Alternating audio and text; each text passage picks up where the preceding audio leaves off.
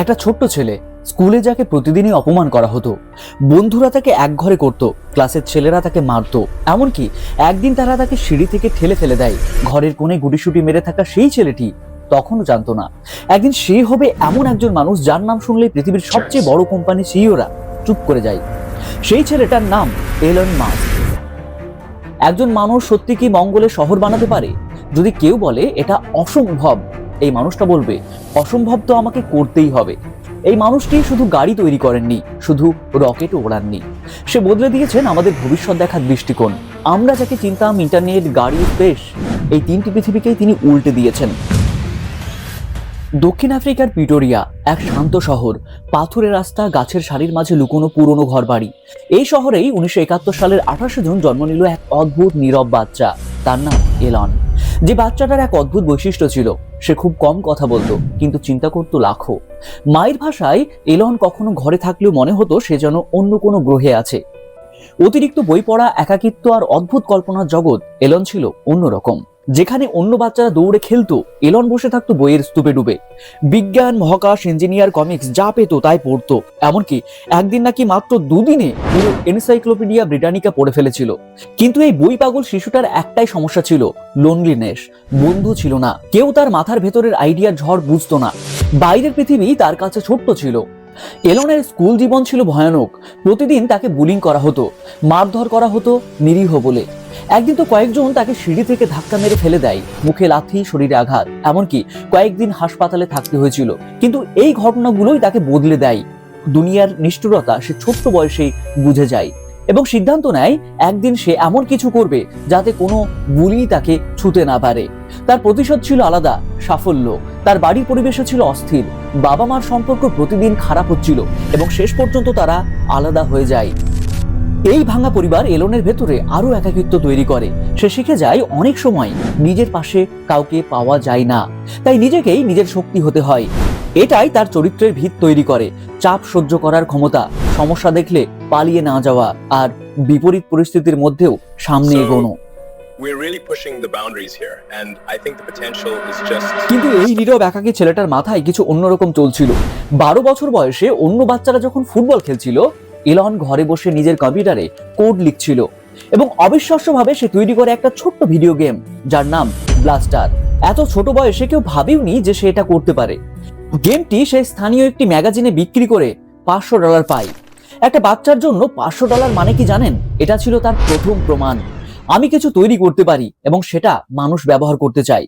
এই ব্লাস্টারই ছিল তার ভবিষ্যতের স্পেসএক্স আর টেসলার বীজ। এক সময় এলন বুঝতে শুরু করলেন দক্ষিণ আফ্রিকায় থেকে তার স্বপ্নগুলো পূরণ হবে না। তার শহর পিটোরিয়া তাকে ছোট লাগতো।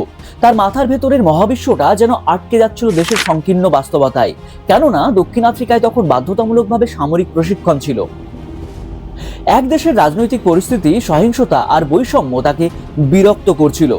এলন জানতেন তিনি যদি সেনাবাহিনীতে যেতে বাধ্য হন, তার ভবিষ্যৎ পুরোপুরি বদলে যাবে। আর সেই পথটা তার স্বপ্নের পথ নয়। 17 বছর বয়সে সে সবচেয়ে বড় সিদ্ধান্ত নিয়ে ফেলল, দক্ষিণ আফ্রিকা থেকে পালিয়ে যাওয়া। একাই বিমান ধরল কানাডার উদ্দেশ্যে। এটা শুধু দেশ পালানো ছিল না, এটা ছিল ভবিষ্যতের দিকে প্রথম দৌড়।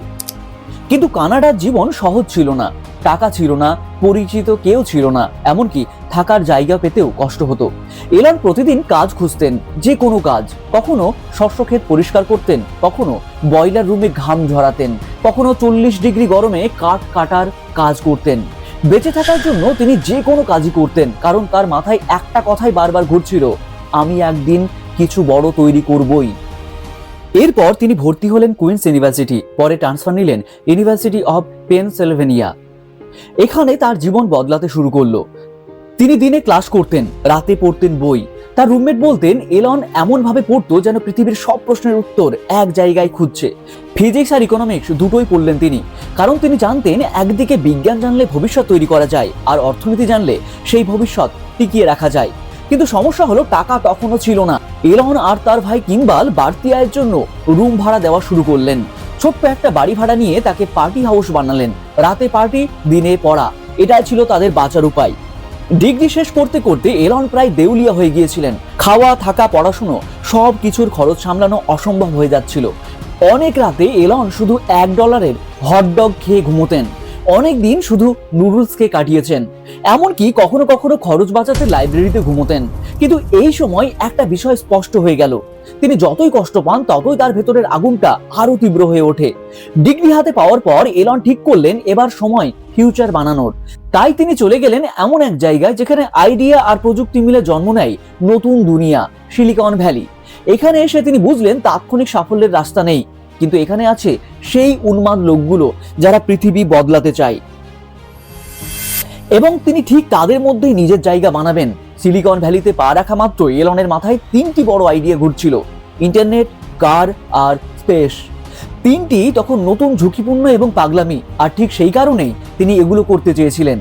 এখান থেকে শুরু এলনের প্রথম কোম্পানি জিপ2, যা পরে তার সাম্রাজ্যের প্রথম ইট হয়ে দাঁড়ায়।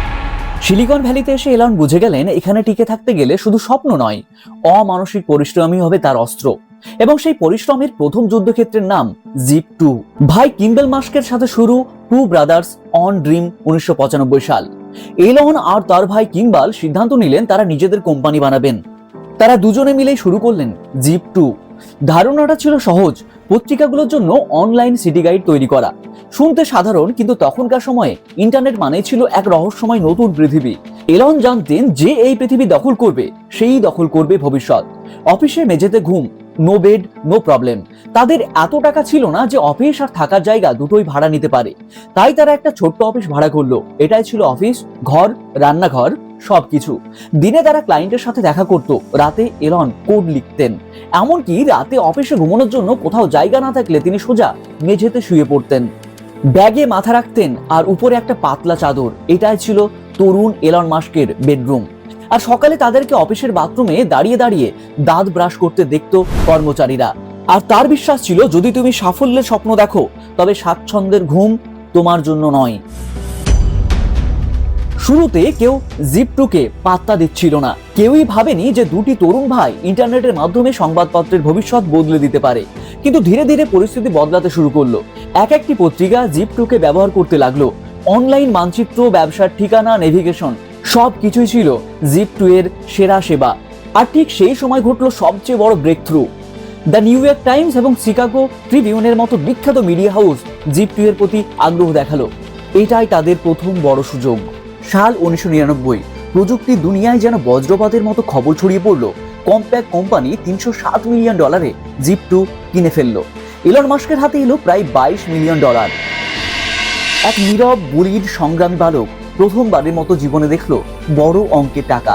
এটাই ছিল তার জীবনের প্রথম পর্ব, মিলিয়নিয়ার হওয়ার শুরু। কিন্তু এলনের গল্পে টাকার কোনো মূল্য নেই, এটা শুধু ছিল জ্বালানি। কারণ তার চোখ তখনও অনেক দূরে, খুব দূরে, মানুষের ভবিষ্যতের দিকে। জিপ2 বিক্রি হওয়ার পরই তিনি নতুন কিছু শুরু করলেন, এবার আরো বড়, আরো পাগলাটে কিছু। জিপ2 বিক্রি হওয়ার পর এলনের হাতে প্রথমবারের মতো বড় অঙ্কের টাকা এলো। অনেকে হলে এখানেই থেমে বিলাসী জীবন বেছে নিত, কিন্তু এলন মাস্ক না। এলনের মাথায় তখন আরো পাগলাটে এক আইডিয়া ঘুরছে। 1999 সাল। ইন্টারনেট তখনও শিশু, আর ব্যাংকিং জগৎ ভীষণ ধীর, জটিল, পুরনো নিয়মে বাঁধা। কিন্তু এলন ভাবলেন মানুষ যখন ইমেইল পাঠাতে পারে, শপিং করতে পারে, তাহলে টাকা পাঠাবে না কেন? এটাই ছিল তার নতুন কোম্পানি X.com, একটি অনলাইন ব্যাংক যেখানে চেকবুক নেই, লাইনে দাঁড়ানো নেই, খাতা কলম নেই, সব কাজ মাত্র কয়েক সেকেন্ডে। সেই সময়ে এই আইডিয়া ছিল ভয়াবহ রকম আগাম, এমনকি ঝুঁকিপূর্ণ। কিন্তু এলন বিশ্বাস করতেন টাকার ভবিষ্যৎ কাগজে নয়, অনলাইনে। X.com লঞ্চ হওয়ার সাথে সাথেই হাজারো মানুষ অ্যাকাউন্ট খুলে ফেললো, কারণ X.com তখনকার দুনিয়ার সবচেয়ে সাহসী ফিনটেক এক্সপেরিমেন্ট। তবে ঠিক একই সময়ে আরেকটি ছোট কোম্পানিও অনলাইনে টাকা লেনদেন সহজ করার চেষ্টা করছিল। কোম্পানির নাম কনফিনিটি। এদের একটা টুল ছিল পেপ্যাল। X.com আর পেপ্যালের মধ্যে প্রতিযোগিতা শুরু হয়ে গেল। কিন্তু প্রতিযোগিতা চলছিল কেবল গ্রাহক জিততে নয়, আইডিয়া জিততেও। শেষমেশ সিদ্ধান্ত নিল কোম্পানি দুটো মার্জার করবে। এই মার্জারের পরে X.com আবার নাম বদলে হয়ে গেল পেপ্যাল। এলন বিশ্বাস করতেন পেপ্যাল হবে ভবিষ্যতের ব্যাংক, আর তিনি ছিলেন এর সবচেয়ে বড় শেয়ার হোল্ডার। কিন্তু যত দ্রুত পেপ্যাল বড় হতে লাগলো, ততই বোর্ড মেম্বার্সের সাথে এলনের সংঘাত শুরু হলো। এলন চেয়েছিলেন পেপ্যালের সব সার্ভার উইন্ডোজে চালানো হোক, ইঞ্জিনিয়াররা বললেন লাইনাক্সই সেরা। কিন্তু ব্যাপারটা শুধু প্রযুক্তি ছিল না, এটা ছিল ক্ষমতার। বহু মিটিং, অসংখ্য বিতর্ক, অবশেষে বোর্ড সিদ্ধান্ত নিল এলনকে সিইও পদ থেকে সরিয়ে দেওয়া হবে। সবচেয়ে অবাক করা বিষয়, এলন যখন বিমানে ছিলেন সেই সময় তাকে সরানোর সিদ্ধান্ত নেওয়া হয়। তিনি নেমেই জানতে পারেন তিনি আর পেপ্যালের সিইও নন। এটা তার জন্য বিশাল ধাক্কা ছিল। এটা ছিল কোম্পানি থেকে নয়, স্বপ্ন থেকে ছিটকে পড়া। কিন্তু তবুও তিনি কোম্পানি ছাড়লেন না, কারণ তিনি জানতেন আসল যুদ্ধ এখনো বাকি। 2002 সালে পেপ্যাল আরো বড় হয়ে উঠল এবং ঠিক তখনই ইবে সামনে এলো একটি অফার নিয়ে। $1.5 বিলিয়ন পেপ্যাল কিনে নেবে। পেপ্যালের সবচেয়ে বড় শেয়ার হোল্ডার ছিলেন এলন মাস্ক এবং বোর্ডের সাথে যুদ্ধ থামলেও একটি জিনিস কেউ বন্ধ করতে পারেনি, টাকা। ডিল ফাইনাল হলে এলন মাস্ক একাই পেলেন প্রায় $180 মিলিয়ন। হ্যাঁ, যে মানুষটিকে সিইও পদ থেকে সরিয়ে দেওয়া হয়েছিল সেই মানুষটাই পেলেন সবচেয়ে বড় অংশ। এটাই ছিল এলনের দ্বিতীয় পর্ব। জিপ2 থেকে প্রথম মিলিয়ন আর পেপ্যাল থেকে প্রথম পর্বত প্রমাণ পুঁজি। পেপ্যাল বিক্রি হওয়ার পর এলনের সামনে 3টি প্রশ্ন: মহাকাশ, গাড়ি, শক্তি, কোনটাকে বদলাবেন? এলনের উত্তর ছিল একটাই, আমি সবটাই বদলাবো। একজন মানুষ যার স্বপ্ন পৃথিবীতে আটকে নেই, যার দৃষ্টি আকাশ ভেদ করে চলে গেছে আরো দূরে, মঙ্গলের লাল বালুকায়। কিন্তু সেই স্বপ্নের শুরুটা রূপকথায় নয়, এটা ছিল ধুলো আর আগুনের এক লড়াই। যদি পৃথিবীতে কিছু হয়ে যায়, এই প্রশ্নটাই এলন মাস্ককে তাড়িত করত। তিনি বিশ্বাস করতেন মানব জাতির বাঁচার জন্য শুধু একটি গ্রহ যথেষ্ট নয়, মানুষকে বহু গ্রহে সভ্যতা বানাতেই হবে। এই বোকা স্বপ্ন, অসম্ভব স্বপ্ন নিয়ে তিনি তৈরি করলেন স্পেস এক্স। 2002 সালে ছোট্ট একটি গুদাম ঘর থেকে শুরু, হাতে টাকা কম, আর সামনে পৃথিবীর সবচেয়ে কঠিন ইন্ডাস্ট্রি রকেট। পৃথিবীতে হাজারো স্টার্টআপ আছে, কিন্তু রকেট স্টার্টআপ এটা প্রায় অসম্ভব জিনিস। প্রথম রকেট ফ্যালকন 1 ব্যর্থ, দ্বিতীয় রকেট ব্যর্থ, তৃতীয় রকেট আবারও ব্যর্থ। একটার পর একটা বিস্ফোরণ, লক্ষ লক্ষ ডলার ধোঁয়ায় মিলিয়ে যাচ্ছে। বিনিয়োগকারীরা ভয়ে পালাচ্ছে, স্পেসএক্স কর্মীরা হতাশ, আর এলন মাস্ক তিনি আর্থিকভাবে প্রায় শেষ। এমনকি তিনি বলেছিলেন, আমার কাছে আর একটা রকেট বানানোর মতোই টাকা আছে। যদি এইটাও ব্যর্থ হয়, স্পেসএক্স শেষ, স্বপ্নও শেষ। 2008 সালের 28 সেপ্টেম্বর চতুর্থ ফ্যালকন 1 রকেট উৎক্ষেপণ। সবাই নিঃশ্বাস আটকে আছে। এবার আর বিস্ফোরণ নয়, রকেট উঠে গেল আর অবশেষে সফলভাবে কক্ষপথে পৌঁছে গেল। এই ছোট্ট বিজয়ী স্পেসএক্সকে বাঁচিয়ে দেয়, আর মানবজাতির ইতিহাসে নতুন অধ্যায় শুরু হয়। ফ্যালকন 1 সাফল্যের কিছুদিন পর নাসা স্পেসএক্সকে দেয় একটি বড় চুক্তি। এতেই স্পেসএক্স বেঁচে যায়, এতেই আবার নতুন রকেট বানানোর টাকা আসে। এতেই শুরু হয় ফ্যালকন 9, ড্রাগন ক্যাপসুল, স্টারশিপের গল্প। যেদিন চুক্তি সাইন হয়, এলন বলেছিলেন, আজ স্পেসএক্স মরার হাত থেকে বেঁচে গেল। স্পেসএক্সের রকেট স্টারশিপ এটাই মঙ্গলে হাজার হাজার মানুষ নিয়ে যাওয়ার জন্য তৈরি। এলন মাস্ক বলেন, একদিন মঙ্গলে এমন শহর হবে যেখানে শিশুরা স্কুলে যাবে, হাসপাতাল থাকবে, কারখানা থাকবে, আর মানুষ বলবে আমি আর্থ থেকে এসেছি। এটাই তার স্বপ্ন, এটাই স্পেসএক্সের নকশা, এটাই ইতিহাসের সবচেয়ে বড় মানবিক অভিযান। মানুষ ভাবতো ইলেকট্রিক গাড়ি ওগুলো নাকি ধীর, ম্লান, দুর্বল, এক কথায় খেলনা গাড়ি। কিন্তু একজন মানুষ, একজন পাগল স্বপ্নবাজ এই ধারণাটাই ভেঙে দিলেন। 2000-এর দশকের শুরু, ইলেকট্রিক গাড়ি বলতে কিছুই ছিল না। বড় কোম্পানিগুলো ইভি ডিপার্টমেন্ট বন্ধ করে দিয়েছে। গাড়ি কোম্পানিগুলোর বিশ্বাস ছিল ইলেকট্রিক গাড়ির ভবিষ্যৎ নেই। ঠিক তখনই টেসলা মোটরস নামে একটা ছোট্ট কোম্পানি উঠে এলো। তাদের স্বপ্ন একটা সুন্দর, দ্রুত, শক্তিশালী ইলেকট্রিক কার বানানো। কিন্তু টেসলায় টাকা নেই, গাড়ি বানানোর অভিজ্ঞতা নেই, আর বাজারও প্রায় মৃত। 2004 সালে এলন মাস্ক টেসলাতে বিনিয়োগ করেন। এরপর ধীরে ধীরে কোম্পানির স্টিয়ারিং হাতে নেন। সবার চোখে তিনি তখন শুধু এক ধনী উদ্যোক্তা, কিন্তু ভেতরে ভেতরে তিনি বিশ্বাস করতেন ইলেকট্রিক কার পৃথিবীকে বদলে দেবে। শেষে তাকে সিইওর দায়িত্ব দেওয়া হয়, কিন্তু দায়িত্বের সাথে আসে ঝড়, সংকট আর একের পর এক দেউলিয়া হওয়ার হুমকি। 2008 টেসলার জন্য মৃত্যুসম বছর। টাকা নেই, শোরুম নেই, কারখানায় উৎপাদন বন্ধ, বেশিরভাগ কর্মী চাকরি হারাচ্ছেন। এলন মাস্ক নিজের শেষ টাকা পর্যন্ত টেসলাতে ঢেলে দেন, এমনকি নিজের ভাড়া দেওয়ার মতোও টাকা ছিল না। তিনি বলেছিলেন, আমার কাছে দুটো অপশন ছিল, টেসলাকে বাঁচানো অথবা সব হারানো। আমি প্রথমটাই বেছে নিয়েছিলাম। কিন্তু 2008-এর শেষ দিকে একটা ছোট্ট বিনিয়োগ আসে, এইটুকুই টেসলাকে মৃত্যুর হাত থেকে বাঁচায়। টেসলা মডেল এস বানানোর সময় এমন সব সমস্যা আসতে থাকে যা বড় কোম্পানিগুলো 50 বছর আগে সমাধান করেছে, কিন্তু টেসলার কোনো ইতিহাস নেই, অভিজ্ঞতা নেই, রিসোর্স নেই। তখন এলন মাস্ক ফ্যাক্টরিতে থাকতেন, মেঝেতে ঘুমোতেন, দিন রাত এক করে কাজ করতেন, নিজে হাত দিয়ে সমস্যা ঠিক করতেন। তিনি বলেছিলেন, আমি অফিসে ঘুমাই কারণ যদি আমি লড়তে পারি আমার টিমও লড়তে পারবে। 2012 সালে মডেল এস লঞ্চ হয়। এটা ছিল বিশ্বের দ্রুততম সেডানগুলোর একটি। লাক্সারি, টেকনোলজি, স্পিড সবকিছুর এক অভূতপূর্ব মিশ্রণ। এতেই টেসলা হঠাৎ আলোচনায় আসে। মডেল এক্স ফ্যালকন উইং দরজা দুনিয়া আগে দেখেনি। অনেকে বলেছিলেন অসম্ভব, কিন্তু টেসলা সেটাই করেছে। মডেল 3 টেসলার গেম চেঞ্জার, কম দামে সেরা ইভি। আজ মডেল 3 পৃথিবীর অন্যতম best selling electric car. Model Y SUV market দখল। পরপর বছর ধরে মডেল ওয়াই বিশ্বের সবচেয়ে বেশি বিক্রি হওয়া গাড়ি, ইলেকট্রিক হোক বা পেট্রোল, দুটো মিলিয়েই। টেসলা শুধু গাড়ি বানায়নি, একটা ইন্ডাস্ট্রি তৈরি করেছে। আজ সব বড় কোম্পানি ইভি বানাতে বাধ্য হয়েছে, কারণ টেসলা প্রমাণ করেছে ইলেকট্রিক গাড়ি ভবিষ্যৎ। টেসলা এখন বিশ্বের সবচেয়ে মূল্যবান অটো কোম্পানিগুলোর একটি। আর এলন মাস্ক, তিনি সেই মানুষ যিনি মৃত ইভি ইন্ডাস্ট্রিকে পুনর্জীবন দিয়েছেন। একজন মানুষ যার কাছে অসম্ভব শব্দটাই নেই, যার চিন্তা আজকের পৃথিবীর জন্য নয়, আগামী শতাব্দীর জন্য। এলন মাস্কের জীবনে টেসলা বা স্পেসএক্সই সব নয়, তার মাথায় এমন কিছু আইডিয়া আছে যা শুনলে মনে হয় সে যেন ভবিষ্যৎ থেকে ফিরে এসেছে। পৃথিবীর ভবিষ্যৎ শুধু গাড়ি বা রকেটে নয়, এটা লুকিয়ে আছে সূর্যের আলোতে, সোলার সিটি। এলনের সেই স্বপ্ন যেখানে পৃথিবীর প্রতিটি ঘর, প্রতিটি শহর নিজের শক্তি নিজেই উৎপাদন করবে। 2016 সালে টেসলা সোলার সিটিকে অধিগ্রহণ করে। এরপর আসে সোলার রুফ, পাওয়ার ওয়াল, পাওয়ার প্যাক। ভাবুন, আপনার বাড়ির ছাদটাই হয়ে গেল সোলার প্যানেল। সেই শক্তিতেই চলবে গাড়ি, চলবে ঘর, আর অতিরিক্ত শক্তি বিক্রি করেও আয় করা যাবে। এলনের লক্ষ্য পৃথিবীকে পুরোপুরি সাস্টেনেবল এনার্জিতে নিয়ে যাওয়া। এটা শুধু প্রযুক্তি নয়, এটা একটা বিপ্লব, শক্তির বিপ্লব।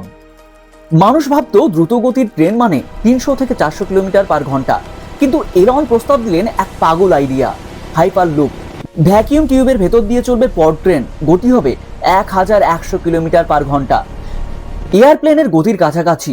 সান ফ্রান্সিসকো থেকে লস অ্যাঞ্জেলেস মাত্র 30 মিনিটে। হাওয়া নেই, ঘর্ষণ নেই, সুপার স্পিড। আজ বিশ্বের বিভিন্ন কোম্পানি তার আইডিয়া অনুসরণ করে হাইপারলুপ বানানোর চেষ্টা করছে। এটা পরিবহনের নতুন যুগ, যেখানে গতি মানে সময়কে পরাজিত করা। মানুষের মস্তিষ্ক 86 মিলিয়ন নিউরনের এক জগৎ, এবং মাস্ক বললেন, আমরা এই নিউরনগুলোকে কম্পিউটারের সাথে যুক্ত করব। এর নাম নিউরালিঙ্ক। লক্ষ্য মানুষকে এমন ক্ষমতা দেওয়া যা আজ পর্যন্ত শুধু সায়েন্স ফিকশনে দেখা গেছে। পক্ষাঘাতে আক্রান্ত মানুষকে আবার চলতে সাহায্য, অন্ধকে চোখে আলো দেখানো, মস্তিষ্কের রোগ সারানো, এবং ভবিষ্যতে মেমোরি আপলোড ডাউনলোড, মানুষ ও এআই এর সরাসরি যোগাযোগ। এটা মানব ইতিহাসের সবচেয়ে গভীর প্রযুক্তি, কারণ এটা শুধু পৃথিবী বদলায় না, মানুষকেই বদলে দেয়। লস অ্যাঞ্জেলেসের ট্রাফিক দেখে এলন মাস্ক একদিন টুইট করলেন, I will just dig a tunnel. কয়েক মাস পর দ্য বোরিং কোম্পানি জন্ম নিল। ইমাজিন করুন, শহরের নিচে শত শত কিলোমিটার লম্বা টানেল নেটওয়ার্ক, যেখানে গাড়ি প্ল্যাটফর্মে উঠে 200 থেকে 250 কিলোমিটার ঘন্টা গতিতে ছুটবে। ট্রাফিক উপরে থাকবে, আপনি নামবেন ভূগর্ভে আর মিনিটে পৌঁছে যাবেন গন্তব্যে। এটা শুনলে পাগলামি লাগে, কিন্তু মাস্কের ভাষায়, if traffic is 3D it becomes solvable. এই অধ্যায়ের মূল বার্তা, এলন মাস্ক শুধু কোম্পানি করেননি, তিনি করেছেন ধারণা, স্বপ্ন, সম্ভাবনা। সোলার সিটি পৃথিবীর শক্তি বদলাতে, হাইপারলুপ পরিবহন বদলাতে, নিউরালিঙ্ক মানব মস্তিষ্ক বদলাতে, বোরিং কোম্পানি শহর বদলাতে। তিনি এমন সব আইডিয়া দেন যা শুনে প্রথমে সবাই হাসে, তারপর একদিন দেখেই বলে, এই পাগলামিটাই ভবিষ্যৎ বানিয়ে ফেললো। ইন্টারনেটের এক কোণে আছে এক প্ল্যাটফর্ম যেখানে শব্দ কখনো ছুরি হয়ে কাটে, কখনো আলো হয়ে ছড়িয়ে পড়ে। সেই প্ল্যাটফর্মটির নাম টুইটার। এবং একদিন হঠাৎ পৃথিবীর সবচেয়ে বিতর্কিত উদ্যোক্তা এটিকে কিনে ফেললেন। কেন? শুধু একটা সোশ্যাল মিডিয়া অ্যাপের জন্য $44 মিলিয়ন? এটার পেছনে ছিল আরো গভীর কারণ, এক রাজনৈতিক, এক দার্শনিক এবং এক বিপজ্জনক কারণ। এলন মাস্ক বললেন, টুইটার পৃথিবীর ডিজিটাল টাউন স্কোয়ার। স্বাধীন চিন্তা, স্বাধীন মত এখানে টিকে থাকা উচিত। তার বিশ্বাস ছিল বিগ টেক কোম্পানিগুলো মানুষের মতামত চেপে রাখছে। তার ভাষায়, free speech is the bedrock of democracy. তাই তিনি সিদ্ধান্ত নিলেন এই প্ল্যাটফর্মটাকে নিজের মতো করে বদলে ফেলবেন, কারণ তার মতে যদি পৃথিবীকে বদলাতে চান, শুরুটা হবে মানুষের কথাবার্তা থেকে। কিন্তু বাস্তবতা, পরিবর্তন শুরু হতেই বিশ্বজুড়ে শুরু হলো তোলপাড়। টুইটার কিনেই মাস্ক করলেন ইতিহাসের একটা বিশাল লে অফ। হাজার হাজার কর্মী এক রাতেই চাকরি হারালেন। কেউ বলল এটা নিডেড এফিসিয়েন্সি, কেউ বলল এটা ছিল নির্মমতা। তারপর এলো আরেকটি বড় পরিবর্তন, ভেরিফিকেশন ব্লু টিক। আগে যেটা ছিল পরিচয়ের প্রতীক, এলন সেটাকে করলেন সাবস্ক্রিপশন মডেল। কেউ টাকা দিলেই ব্লু টিক। ফল, বিশ্বে ভুয়ো অ্যাকাউন্ট, ভুয়ো খবর, ভুয়ো পরিচয়ের বন্যা। শেয়ার বাজারে বিশৃঙ্খলা ছড়িয়ে পড়লো, বড় কোম্পানির ব্র্যান্ড ক্ষতি হলো এবং সমালোচনার মেঘ আরো ঘন হলো। বিশ্ব বলল, এলন মাস্ক টুইটারকে বাঁচালেন নাকি আগুনে ঠেলে দিলেন? অনেকে বলল তিনি আবারও স্বাধীন মত প্রকাশ ফিরিয়ে দিয়েছেন, আবার অনেকে বলল তিনি চরম ডানপন্থীদের কণ্ঠস্বর ফিরিয়ে এনে টুইটারকে বিপজ্জনক করে তুললেন। কেউ বলল এটা সাহসী সিদ্ধান্ত, কেউ বলল এটা দায়িত্ব জ্ঞানহীন। এলন বললেন, if someone has something negative to say about me, let them stay. আর পৃথিবী বলল, he just started a digital war. 2023 সালে হঠাৎই এলন মাস্ক ঘোষণা করলেন, টুইটার ইজ নো মোর, এখন থেকে এর নাম এক্স। একটি কালো রঙের অদ্ভুত লোগো, এক নতুন পরিচয়, এক নতুন দিক। এলন বললেন, এক্স হবে everything app, banking, payment, shopping, video call, সবকিছু। ঠিক যেমন চীনের উইচ্যাট একটা অ্যাপে পুরো ডিজিটাল বিশ্ব। কিন্তু অনেকের জন্য টুইটার নামের মৃত্যু ছিল যেন নস্টালজিয়া ভাঙা একটা যুগের শেষ। ক্যামেরা যখন এলন মাস্কের দিকে থাকে, আমরা দেখি একজন জিনিয়াসকে, একজন বিলিয়নিয়ারকে, একজন উদ্যোক্তাকে, যিনি রকেট বানান, গাড়ি বানান, প্রযুক্তির ভবিষ্যৎ আঁকেন। কিন্তু সেই আলো ঝলমলে পর্দার আড়ালে আছে এমন এক মানুষ যার জীবন অবিশ্বাস্য রকমভাবে জটিল। এলনের ব্যক্তিগত জীবন সবসময় আলোচনার কেন্দ্রবিন্দু, একাধিক সম্পর্ক, একাধিক বিবাহ এবং 12 জনের বেশি সন্তান। তিনি বলেন, I love kids, I want to see humanity grow. Grimes, Justin বিগত বছরগুলোতে তার সম্পর্ক মিডিয়ার নজর কেড়েছে অনেকবার। মাঝে মাঝে প্রেম, মাঝে মাঝে ভাঙন, তবু জীবন এগিয়ে গেছে নিজের মতন। কিন্তু একটা বিষয় সবসময় স্পষ্ট, তিনি যতই বিখ্যাত হন না কেন, তার পরিবার তার জীবনের একটা ভাগ, যা কখনো স্থির হয়নি, কখনো শান্ত হয়নি। এলনকে যারা কাছে থেকে দেখেছেন তাদের সবার একটাই কথা, he works like a machine. একজন মানুষ যে নিজের স্বপ্নের পেছনে শরীর, মন, সম্পর্ক সবকিছু জলাঞ্জলি দিতে পারে। এটাই হলো এলন মাস্ক, এটাই তার বড় শক্তি এবং বড় দুর্বলতা। এলন মাস্ককে নিয়ে পৃথিবী বিভক্ত। এক দলে আছে সমর্থক যারা বলেন, he is the reason we still dream. অন্য দলে আছেন সমালোচক যারা বলেন, he is irresponsible, dangerous, reckless. তিনি নিজের আচরণে অনেক সময় আগুনে ঘি ঢেলেছেন। অফিসে কঠোরতা, রাতারাতি কর্মী ছাঁটাই, হঠাৎ সিদ্ধান্ত, বিতর্কিত টুইট, সবকিছু তাকে আরো বিতর্কিত করেছে। কিন্তু তার সমর্থকরা বলেন, যে মানুষ রকেটকে আবার ব্যবহারযোগ্য করেছে, যে মানুষ গাড়ির ভবিষ্যৎ বদলে দিয়েছে, সে মানুষটাকে বিচার করা কঠিন। এলনের জীবনে ভুল কম নেই, ব্যর্থতা কম নেই, তবু তিনি থামেননি। টুইটে ভুল তথ্য, কর্মীদের সাথে কঠোর আচরণ, অদ্ভুত সিদ্ধান্ত, অহংকার, রাগ এবং রাজনৈতিক মন্তব্য যা তাকে বারবার বিপদে ফেলেছে। কিন্তু তিনি বলেন, if something is important enough, you keep trying even if you fail. এই এক জেদি তিনি শৈশবের বুলির হাত থেকে পৃথিবীর সবচেয়ে শক্তিশালী উদ্যোক্তায় পরিণত হয়েছে। শেষ বার্তা, the human behind the genius. Elon Musk একজন মানুষ যার ভালোবাসা আছে, অহংকার আছে, সাহস আছে, ত্রুটি আছে, অদম্য জেদ আছে। তিনি স্বপ্ন দেখেন, ভুল করেন, শত্রু বানান, বন্ধু হারান, তবু সামনে হাঁটেন, কারণ তার শব্দকোষে থেমে যাওয়া নেই। একদিন স্পেসএক্স ব্যর্থ হলে তিনি সব হারিয়েছিলেন, একদিন টেসলা ভেঙে পড়ার পথে ছিল, একদিন টুইটার আগুনে জ্বলছিল, তবু তিনি প্রতিবারই ফিরে এসেছেন আরো শক্তিশালী হয়ে। এ কারণেই Elon Musk is not just a businessman, he is a phenomenon. একটা সময় মানুষ ঘোড়া দেখতো, ভাবতো এর থেকেও দ্রুত কি কিছু চলতে পারে। আজ মানুষ কম্পিউটার দেখে ভাবে এর থেকেও বুদ্ধিমান কি কিছু হতে পারে। এলন মাস্ক বললেন, হ্যাঁ পারে, এবং সেই জিনিসটাই হলো এজিআই, আর্টিফিশিয়াল জেনারেল ইন্টেলিজেন্সি। এজিআই মানে হলো এমন এক মেশিন যে গণিত জানবে, কবিতাও বুঝবে, রকেটও চালাবে, মানুষের আচরণও বিশ্লেষণ করতে পারবে। এলন মাস্ক বিশ্বাস করেন এজিআই হবে মানবজাতির ইতিহাসের সবচেয়ে বড় আবিষ্কার, অথচ সবচেয়ে বড় ঝুঁকিও। তাই তিনি নিজের কোম্পানির এক্সএআই এর মাধ্যমে তৈরি করতে চাইছেন সবার জন্য নিরাপদ মানবপক্ষীয় এজিআই। এলন মাস্ক খুব কম কথা বলেন। যেদিন মানবজাতির ভবিষ্যৎ নিয়ে কথা বলেন, তার চোখে একটা আলাদা ভয় দেখা যায়। তিনি বলেন, মানব সভ্যতা এক ধাক্কায় শেষ হয়ে যেতে পারে, এআই, জৈব যুদ্ধ, উল্কাপিণ্ড অথবা আমাদেরই তৈরি জলবায়ু বিপর্যয়ে।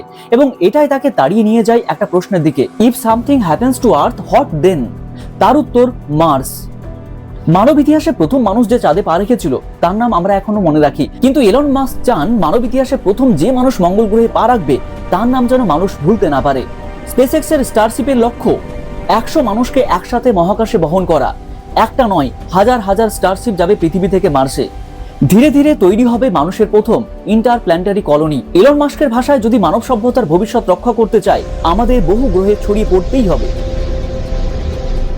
এলন মাস্ককে অনেকেই পাগল বলে, কেউ বলে স্বপ্নবাজ, কেউ বলে অতি আত্মবিশ্বাসী, কিন্তু একটাই জিনিস কেউ অস্বীকার করতে পারে না, তিনি অসম্ভবকে সম্ভব করার নেশায় বেঁচে থাকেন। যখন তিনি প্রথম বলেছিলেন আমি রকেট বানাবো, বিশ্ব হাসছিল। তখন তিনি বললেন ইলেকট্রিক গাড়ি ভবিষ্যৎ, বিশ্ব বলল ইম্পসিবল। যখন তিনি বললেন আমরা মার্স কলোনি করব, বিশ্ব বলল ডে ড্রিমার। কিন্তু আজ রকেট পুনর্ব্যবহার হচ্ছে, ইলেকট্রিক গাড়ি রাস্তায় ভাসছে, আর স্টারশিপ আকাশে উঠছে। এবং সে কারণেই তার ভিশন 2050কে আজ কেউ আর হালকাভাবে নেয় না। এলন মাস্কের 2050 ভিশন হলো এআই মানুষের বুদ্ধির বিকাশ, মার্স মানুষের বেঁচে থাকার নিশ্চয়তা, হিউম্যানিটি আমাদের ভবিষ্যৎ। তিনি বিশ্বাস করেন এই তিনটি একসাথে এগোতে পারলে মানবজাতি বিলুপ্ত হবে না, বরং আরো উন্নত হবে। এটা শুধু একজন বিলিয়নিয়ারের স্বপ্ন নয়, এটা একজন মানুষের ব্যক্তিগত ভয়, অনুভূতি আর অগ্রসর মানবজাতি গড়ার প্রতিজ্ঞা।